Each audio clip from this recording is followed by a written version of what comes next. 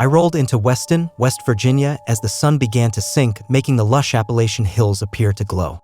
A century and a half ago, the area's beauty appealed to social reformers convinced of the healing powers of fresh air and rural landscapes. But even against the bucolic backdrop, the Gothic-style mental hospital they built here looks like a figment of Stephen King's imagination come to life. The Allegheny Lunatic Asylum, now widely considered one of the most haunted destinations in America, operated from 1864 to 1994.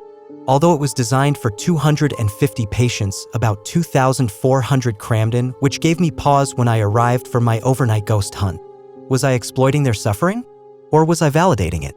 After all, it seems few cared about their pain while they were alive. Just in case, I said a silent apology to any ghosts offended by my presence.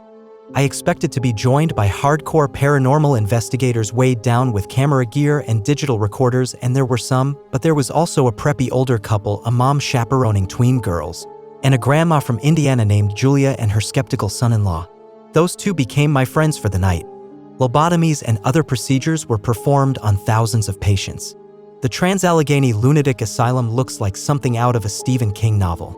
We broke into smaller groups, spending 2 hours on each of the asylum's 4 floors before rotating.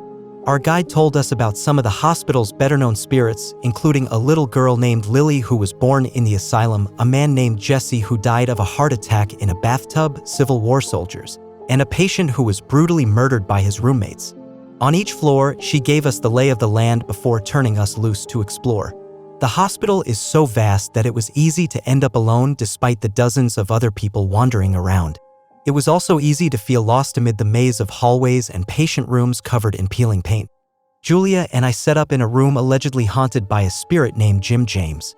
We placed a mag light on the floor and asked Jim to turn it on. The light was Julia's, but I inspected it and it seemed totally ordinary. A few beats passed, then it came on. By itself. I offered Jim a cigarette to turn it back off. It went dark. I don't smoke, but our guide gave me a couple of cigarettes because she said some of the spirits liked them. We tried the flashlight trick again and again in a room where Lily supposedly plays, in a pitch-black corridor once reserved for violent women in a lobotomy recovery area without luck. Even so, exploring the crumbling building and learning its history were plenty thrilling, ghosts or no ghosts. By 4:30 a.m., I was ready to go. As I drove away, I thought about whether I actually believe. I've always been fascinated by ghosts, but am I convinced they exist? Honestly, no. Maybe Jim James did turn on that flashlight. Or maybe there's some mechanical explanation. I just don't know, and what's more exciting than the unknowable?